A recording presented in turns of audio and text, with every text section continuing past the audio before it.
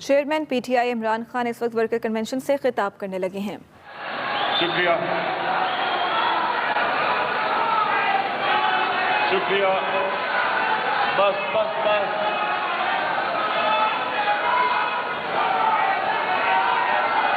بس شکریہ شکریہ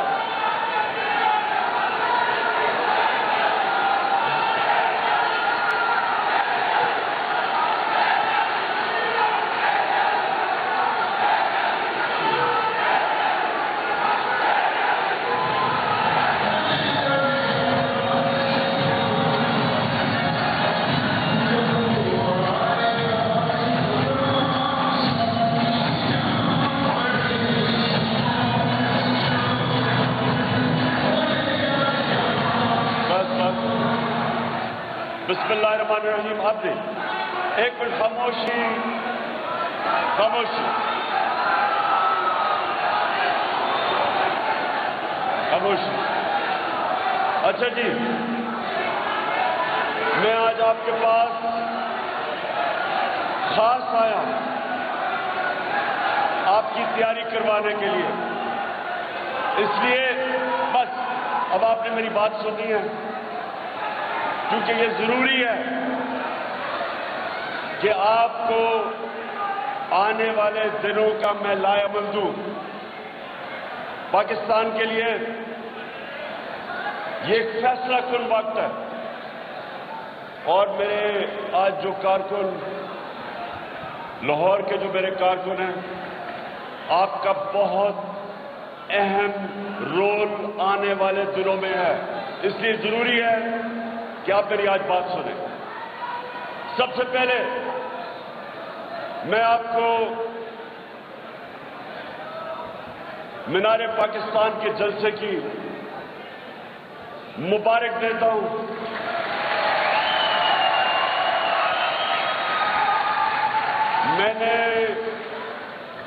میں نے اپنے 26 سالوں میں نے کبھی اتنا بڑا جلسہ نہیں دیکھا جو مینار پاکستان میں۔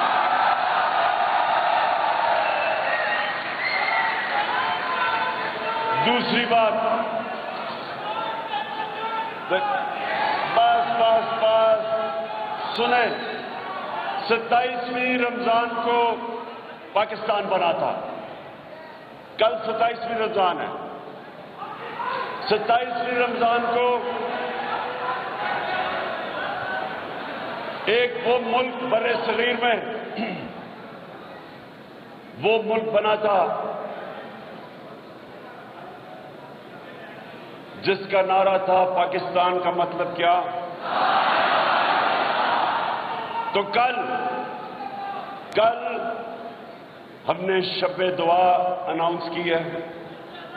آپ نے سب نے غور سے میری بات سن لیں، آپ نے اپنے محلوں گلیوں میں ساری جگہ جانا ہے، اور لوگوں کو شام کو 10 بجے میں دعا کروں گا، اور میرے ساتھ ہوں گے مولانا طارق جمیل۔ ہم اپنے ملک کے لیے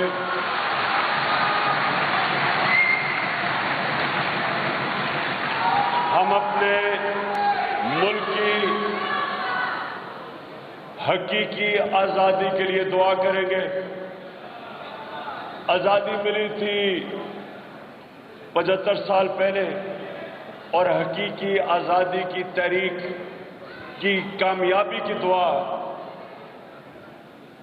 مولانا کے ساتھ ہم کریں گے۔ کل سارے پاکستان کے اندر ہر علاقوں میں، ہر ضلع میں اپنی تنظیموں کو کہہ چکا ہوں کہ وہ سارے ٹیلی ویژن سکرینز کے ذریعے اس دعا کو 10 بجے آپ سنیں گے بھی، اور میں چاہتا ہوں سب ہم سارے پاکستان میں، اور چاہے وہ تحریک انصاف کے لوگ ہیں یا نہیں ہیں، میں پاکستانیوں کو کہہ رہا ہوں، ہم سب دعا کریں گے اپنے ملک کی حقیقی آزادی کے لیے۔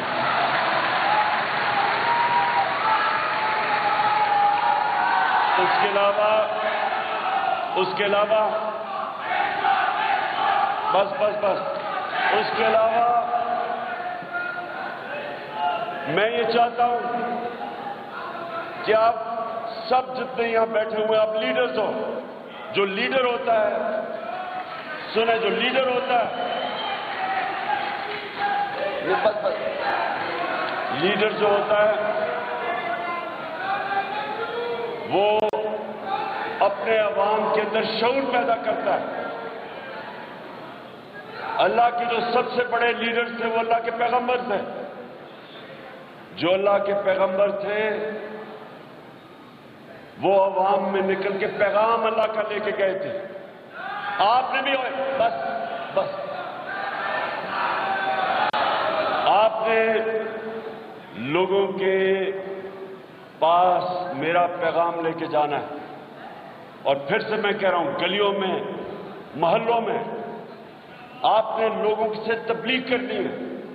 اور وہ پیغام کیا ہے کہ لا الہ الا اللہ کا مطلب کہ اللہ کے سوا انسان کسی کے سامنے نہیں جھکتا.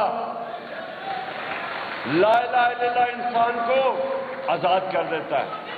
لا الہ الا اللہ کا مطلب اقبال کا انسان شاہین بن جاتا ہے، وہ اوپر چلا جاتا ہے. جو غلام ہوتے ہیں وہ زمین پہ رینگتے ہیں. جب آپ لوگوں کے پاس جائیں گے، لوگوں کو آپ نے بتانا ہے کہ ایک ملک کے اوپر سازش کے تحت ایک امپورٹڈ حکومت مسلط کی گئی ہے، جس کا مقصد صرف ایک ہے کہ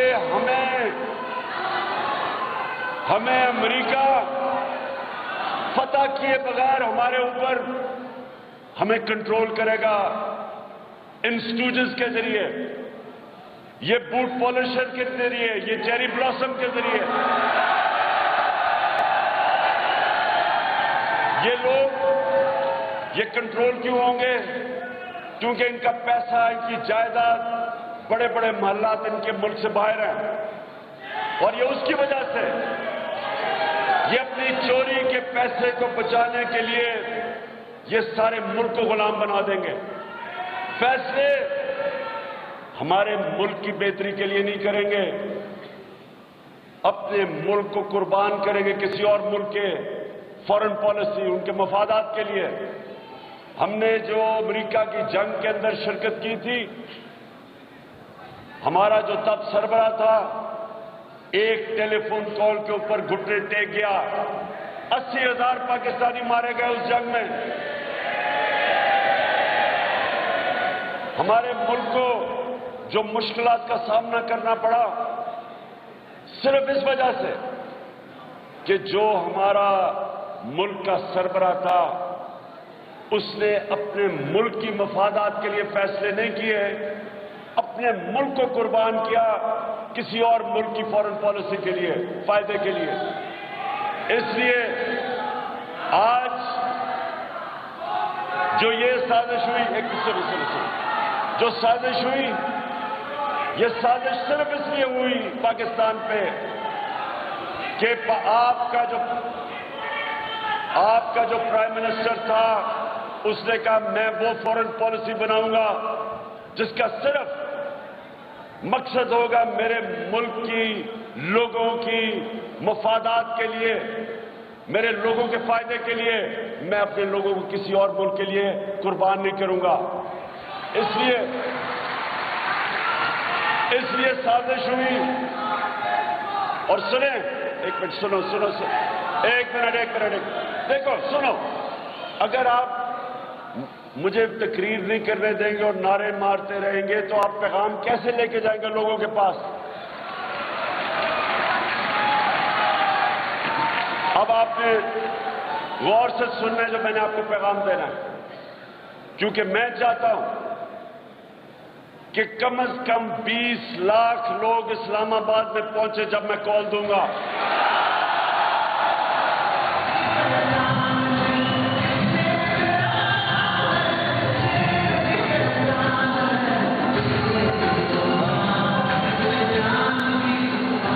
میں یہ چاہتا ہوں، سنیں، میں یہ چاہتا ہوں کہ آپ لوگوں کے اندر جا کے ہماری پلان بنایا برطانیہ کی ایجنسی کے ساتھ، اور وہ پلان کیا تھا؟ پہلے میڈیا کے اندر کردار کشی کی جائے ان کے پرائم منسٹر کی، اس کے اوپر ہر قسم کے گندے الزامات لگائے جائیں، پھر اس کے اوپر کیمپین کریں کہ وہ نااہل ہے، وہ قابل نہیں ہے، پھر اس کی جو مصدق کی اپنی پارٹی کے لوگ تھے جو پارلیمنٹیرینز، ان کو رشوت دی، ان کو توڑنے کی کوشش کی، لوٹا بنانے کی کوشش کی، پھر جو اپوزیشن پارٹیز تھیں ان کو پیسہ دے کے ان کو سڑکوں پہ نکالا، لانگ مارچ، اس طرح کی چیزیں کروائیں، اور پھر پوری سازش جب ہو گئی پھر مداخلت ہوئی۔ تو یہاں بھی پہلے سازش ہوئی، پہلے انہوں نے میڈیا کے اوپر پیسہ چلایا۔ آپ کو پتا ہوگا سارے میڈیا میں کیمپین چل رہی ہے جی اس سے نااہل حکومت نہیں ہے۔ یہ حکومت کی جو پرفارمنس ہے، میرے کارکنوں، آپ جب لوگوں کے اندر جائیں گے ان کو بتائیں کہ یہ پچھلے جس طرح کا یہ ہمیں ملک ملا تھا، جس کا دیوالیہ نکالا ہوا تھا، جس کا سب سے بڑا خسارہ تھا، بیرونی ملک کا خسارہ، جس کی وجہ سے IMF کے پاس جانا پڑا، $20 ارب تھا۔ ہمیں بینکرپٹ ملک چھوڑ کے گئے، اس کو سنبھالا، اوپر سے کرونا آ گئی۔ دنیا تعریف کرتی ہے کہ وہ 3 ملک تھے جنہوں نے سب سے بہترین طریقے سے کرونا کا مقابلہ کیا، وہ پاکستان تھا۔ اس میں سے نکالا، اور تیسرے سال میں 5.6% ہماری ملک کی گروتھ ریٹ ہوئی، یعنی دولت میں اضافہ ہوا۔ اور جو خسارہ تھا، جو ہمیں یہ تاریخی خسارہ چھوڑ کے گئے تھے، 11 سال میں پاکستان کا سب سے خسارہ سب سے کم خسارہ ہمارے تیسرے سال میں تھا، 11 سالوں میں۔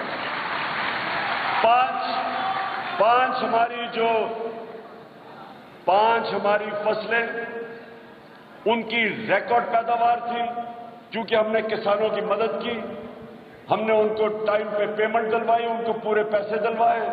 یہ جو شوگر مل مافیا تھا، اس کے خلاف ایکشن لیا، کسانوں کے پاس پیسہ آیا، انہوں نے اپنی زمین پہ لگایا۔ 5 بڑی جو ہماری فصلیں تھیں ان کی ریکارڈ پیداوار ہوئی، ریکارڈ پیسہ گیا کسانوں کے پاس۔ انڈسٹری ہماری مارچ میں 8.6% پہ بڑی، اس کا مطلب نوکریاں ملی، خوشحالی آئی۔ ورلڈ بینک کی سروے ہے کہ بر صغیر میں جس ملک میں سب سے کم بے روزگاری تھی وہ پاکستان تھا۔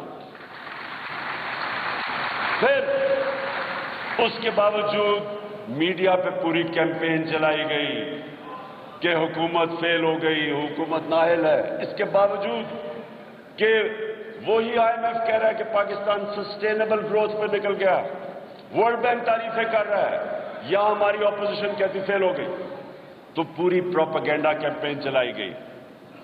پھر ہمارے ان لوگوں سے ملا، امریکن ایمبیسی کن سے مل رہی تھی؟ ہمارے ان لوگوں سے جو بعد میں لوٹا ہوئے، ان سے میٹنگ شروع کر دی انہوں نے۔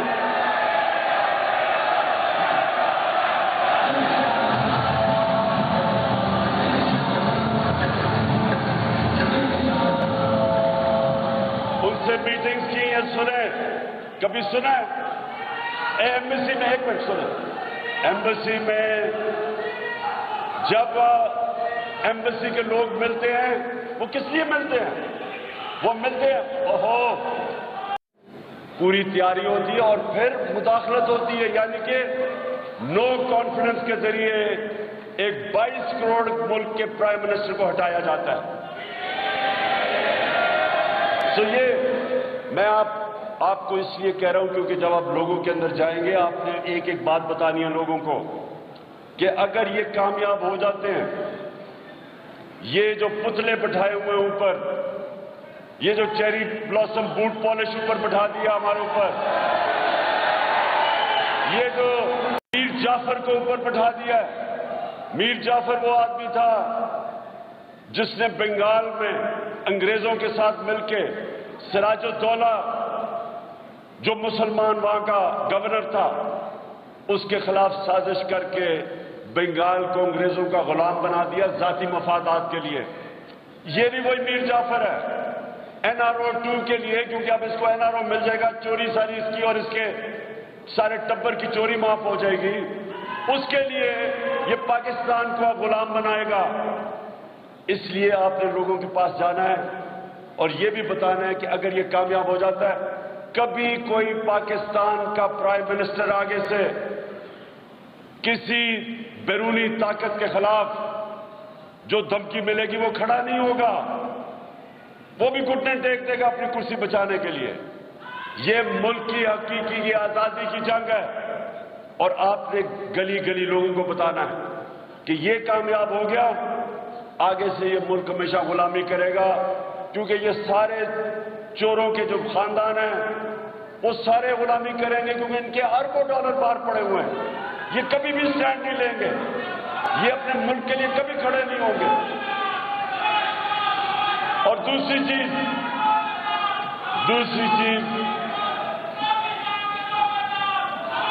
ہم اب دوسری چیز یہ جو آپ نے بتانی ہے لوگوں کو،